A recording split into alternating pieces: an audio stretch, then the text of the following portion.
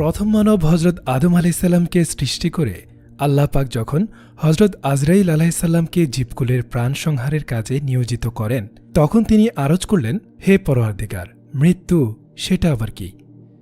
আল্লাহ পাক তখন মৃত্যুকে শত আবরণ থেকে উন্মুক্ত হতে এবং ফেরেশতা কুলকে মৃত্যুর দিকে তাকাতে বললেন।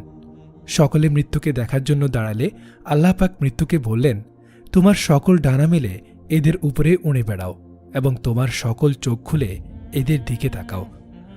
আল্লাহর নির্দেশ অনুযায়ী মৃত্যু যখন তার সকল ডানা মেলে ও চোখ খুলে তাদের উপর দিয়ে উঠতে শুরু করল, তখন ফেরেশতাগণ সেই ভয়ানক আকৃতি দেখে অচেতন হয়ে পড়লেন। সহস্র বছর পর চেতনা লাভ করে তারা আরজ করলেন, হে পরওয়ারদিগার, আপনি এর চেয়েও ভয়ানক কিছু সৃষ্টি করেছেন কি?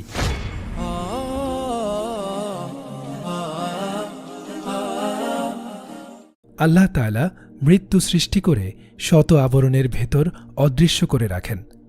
নভমণ্ডল ও ভূমণ্ডল অপেক্ষা বিশালাকার করে তার আকৃতি গঠন করেন, যা ৭০টি জিঞ্জির দিয়ে আবদ্ধ করে রাখেন। প্রতিটি শৃঙ্খল প্রায় সহস্র বছরের রাস্তার সমপরিমাণ দীর্ঘ। ফেরেশতাগণ পাশ দিয়ে বিভিন্ন সময়ে চলাচল করলেও তার অস্তিত্ব সম্বন্ধে অজ্ঞাত ছিল, তবে তারা চতুর্দিক থেকে তার বিকট ও বিভীষিকাময় চিৎকার শুনতে পেতেন। মৃত্যু নিয়ে আল্লাহ তাআলা বলেন, এটা আমারই সৃষ্টি, স্বয়ং আমি এর চেয়েও সুমহান গৌরবান্বিত। প্রতিটি প্রাণীকেই মৃত্যুর স্বাদ গ্রহণ করতে হবে। অনন্তর আল্লাহ পাক হজরত আজরাইল আলাইহিসসালামকে বললেন, প্রাণীকুলের প্রাণ সংহার করার জন্য তোমাকে নিয়োজিত করলাম। হজরত আজরাইল আলাইহিসসালাম আরজ করলেন, হে প্রভু, এ তো আমার পক্ষে অসম্ভব ব্যাপার, কারণ মৃত্যু আমার চেয়েও অধিক শক্তিশালী। তখন আল্লাহ তাআলা তাকে অধিক শক্তিশালী করে মৃত্যুকে তার নিয়ন্ত্রণাধীন করে দেন। অতঃপর মৃত্যু নিবেদন করল যে, হে আল্লাহ, একবার আমাকে উচ্চস্বরে কিছু বলার অনুমতি দিন। আল্লাহ তাআলা অনুমতি দিলে সে উচ্চস্বরে বলল, ও হে প্রাণীকুল, আমি সেই মৃত্যু যে বন্ধুবান্ধব, পিতামাতা, ভাই বোন, স্বামী স্ত্রীর মাঝে বিচ্ছেদ ঘটায়, ঘর বাড়ি ইমারত বিরান করে ধ্বংসস্তূপে পরিণত করে।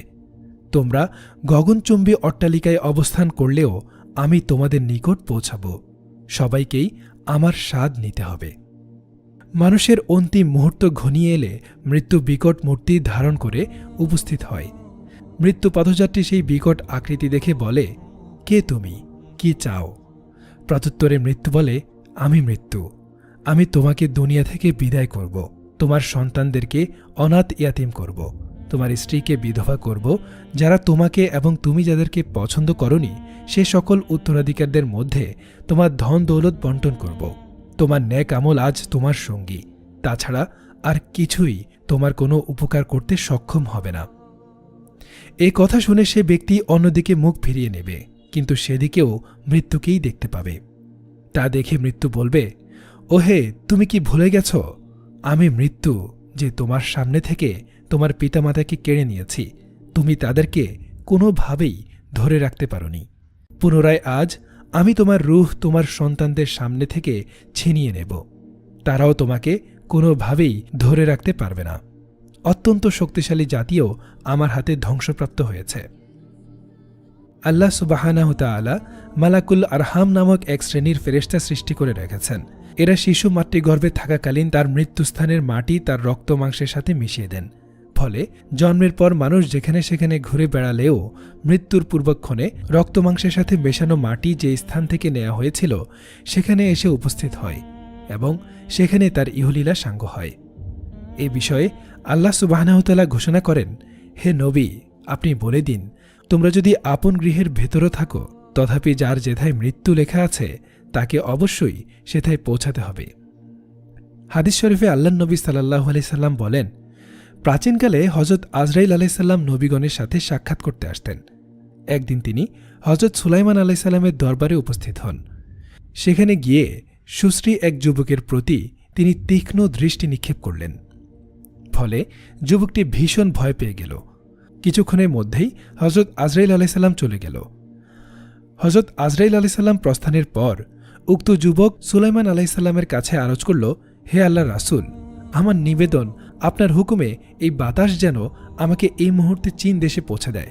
আমি কিছুক্ষণ আগে এই লোকটিকে দেখে ভীষণ ভয় পেয়েছি।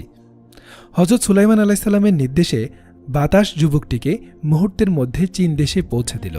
পুনরায় হজরত আজরাইল আলাইসাল্লাম দরবারে উপস্থিত হলে হজরত সুলাইমান আলাইসাল্লাম যুবকের দিকে তীক্ষ্ণ দৃষ্টিতে তাকানোর কারণ জানতে চাইলে তিনি বললেন, আমি সেদিনই চীন দেশে উক্ত যুবকের জান কবজ করার জন্য প্রস্তুত হচ্ছিলাম, অথচ তাকে আপনার দরবারে উপস্থিত দেখে আশ্চর্যান্বিত হই, কাজেই আমি তার দেখে তৃষ্ট দৃষ্টিবান নিক্ষেপ করি।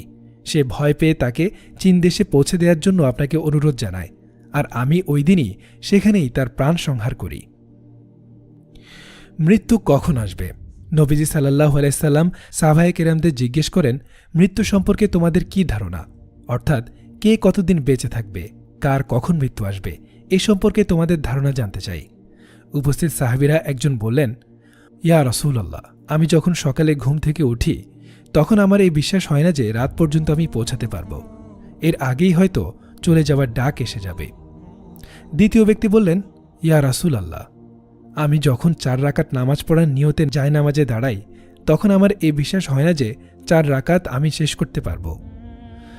হুজুর সাল্লাল্লাহু আলাইহি সাল্লাম বলেন, এবার শোনো, আমার অবস্থা হলো যখন আমি নামাজে একদিকে সালাম ফিরাই তখন আমার এতটুকু ধারণা হয় না যে আমি অন্যদিকে সালাম ফেরাতে পারব।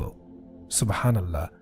সুপ্রিয় দর্শক মণ্ডলী, জীবনের 1 সেকেন্ডের ভরসা নাই, মৃত্যু যে কোনো মুহূর্তেই চলে আসতে পারে। এ বিষয়ে কবি বলেন, কার যে কখন মৃত্যু হবে তা তো কারো জানা নেই, পাথেও লাগে 100 বছরের, রাস্তার খবর কারো নেই। হজরত ইমাম মালিক রাদিয়াল্লাহু তাআলা আনহু সুদীর্ঘ 17 বছর পর্যন্ত মদিনা মুনাওয়ারায় দ্বীনের শিক্ষা বিস্তারে লিপ্ত ছিলেন। একবার তিনি স্বপ্নযোগে হুজুর আকরাম সাল্লাল্লাহু আলাইহি সাল্লামের সাক্ষাৎ লাভে ধন্য হন। তিনি রাসূল সাল্লাল্লাহু আলাইহি সাল্লামকে জিজ্ঞেস করেন, ইয়া রাসূলুল্লাহ, মৃত্যু কখন আসবে? নবীজি সাল্লাল্লাহু আলাইহি সাল্লাম হাতে 5টি আঙ্গুলের দিকে ইশারা করে চলে গেলেন। ইমাম মালিক রহমতুল্লাহি আলাই রাসূল সাল্লাল্লাহু আলাইহি সাল্লামের ইশারার উদ্দেশ্য সুস্পষ্টভাবে বুঝতে পারলেন না। তিনি 5 আঙ্গুলের ইশারায় কি 5 দিন বোঝালেন, নাকি 5 মাস, নাকি 5 বছর, না অন্য কিছু, এর কোনোটাই বুঝতে সক্ষম হলেন না। তবে প্রসিদ্ধ তাবেঈ ও যুগের শ্রেষ্ঠ তাবিরবিদ হযরত ইবনে সিরান রহমতুল্লাহি আলাই তিনি এ স্বপ্নের বিবরণ শোনা মাত্রই বুঝতে পারলেন এবং সূরা লুকমানের আয়াতের প্রতি লক্ষ্য করতে বললেন, যেখানে আল্লাহ তাআলা বলেন, আল্লাহ তাআলাই 5টি বস্তুর জ্ঞান রাখেন, যথাক্রমে কিয়ামত কখন সংঘটিত হবে, বৃষ্টি কখন হবে, মায়ের গর্ভে কি ধরনের সন্তান রয়েছে, মানুষ আগামীকাল কি করবে এবং কোথায় তার মৃত্যু হবে। রাসূল সাল্লাল্লাহু আলাইহি সাল্লাম এর 5 আঙ্গুলের দ্বারা ইশারা করার উদ্দেশ্য এটাই ছিল যে মৃত্যু কখন আসবে এই প্রশ্নের জবাব একমাত্র আল্লাহ তাআলা জানেন। 5টি বস্তুর জ্ঞান আল্লাহ পাক কাউকে দান করেননি।